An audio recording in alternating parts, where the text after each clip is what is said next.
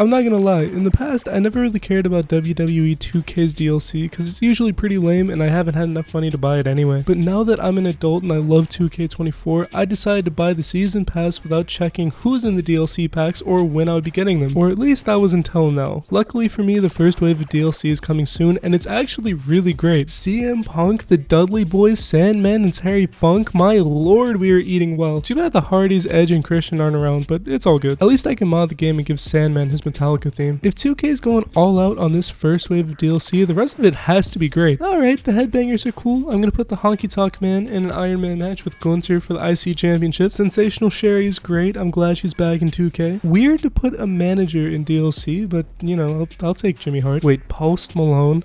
Who asked for this? I guess I could throw him off to Hell in a Cell with Undertaker, but I really wish he wasn't taking up storage. You know, this pack is a little bit worse than the last, but you know, I really can't complain. It's decent. Who the fuck are these randoms? 2K, how are you getting worse over time? I used to be a diehard NFL fan and I can only identify AJ Hawk here. Who exactly is this appealing to? NFL fans don't really care about the WWE and I don't really feel like Pat McAfee and AJ Hawk are gonna draw them in. I wish I could just uninstall this pack, but you know, I guess I could put them in skimpy clothes and beat the shit out of them in a handicap match. Alright, now this is what I'm talking about. Every female wrestler here is at least a little bit interesting and I love Carlito. I don't know too much about Dragon Lee, but I'm sure I'm gonna have some high-flying matches with him. I'm not gonna lie, the WCW pack will be pretty underrated this year because it's coming out last. DDP, Lex Luger, Mr. Perfect, the Great Muta, and the Iron Sheik are all legends. There is literally not a single miss in this entire pack. I can't wait to have matches like DDP versus Randy Orton or Iron Sheik versus Hulk Hogan. I really wish they would add this sooner because the game's gonna be dead by then. Fucking November, are you serious? It's almost gonna be 2025. I hate to say it, but this is the greatest thing I've ever had to call mid in my entire life. Don't get me wrong, the season pass has its highs, but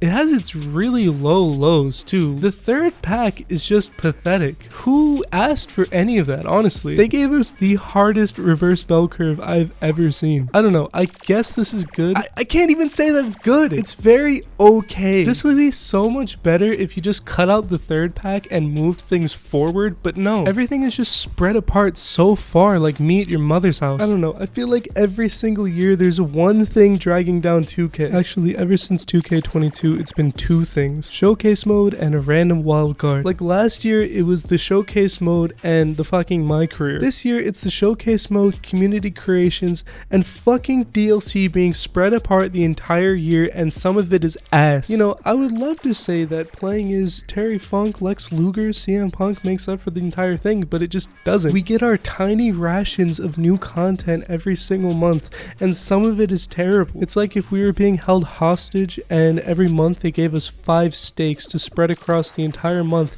but one cruel month, they just decided to throw rotten potatoes in there for us to spread across. This game right here should be the best 2K game of all time, but you fucked it up again. Maybe 2K25 will have better DLC and it'll just be a better game overall, but you know, we'll see. They usually do a WCW pack every single year for DLC. I'm hoping Sting will come in next year. And man, instead of throwing in these random packs you have no clue what to do with, throw in like a Gen Z nostalgia pack. Some of us are 25, 26. We're allowed to feel nostalgia now. Throw in fucking Santino Marella and Dashing Cody Rhodes. That would be so sick. I mean, I know you can't include some of the people like Alberto Del Rio, Ted DiBiase, and Brock Lesnar, but you know, give us Blue Tista. Give us the Shield. Come on. And I don't want all of this shit locked behind my faction. My faction is a terrible mode. I hate playing it. Stop hiding things behind my faction. Please. I'm begging you. You guys have the opportunity to do so much cool shit that only WWE nerdy fans would like. You know what? Let's hop back on the Shield topic. You know how many people join the Shield? It was like one new member every single week and then they would just leave. We could have fucking Kurt Angle in a Shield outfit. And you guys have the opportunity to do that. So much cool shit could happen, but you just won't do it. I don't know, I'm starting to get incoherent talking about random Shield members, whatever. But